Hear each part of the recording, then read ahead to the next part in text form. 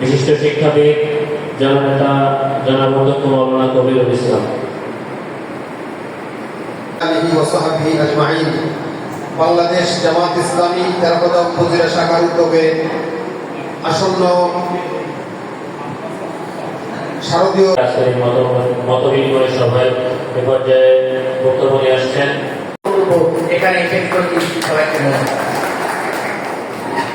তারা মনের বাসনা সৃষ্টিকর্তা মা দুর্গার কাছে কামনা করবেন তারা মনের বাসনা পূরণ করেন এবং সকলের ও আপনারা সকলে আশীর্বাদ এবং দোয়া করবেন। আল্লাহ তাআলা কুরআনুল কারীমের সূরা আনআমের মধ্যে উল্লেখ করেছেন, ওয়ালা তাসুবুল্লাযীনা ইয়াদউনা মিন দুনিল্লাহ, যারা আল্লাহ ছাড়া অন্য উপাস্যের পূজা করে, উপাসনা করে, তোমরা তাদের মূর্তিকে গালি দিও না।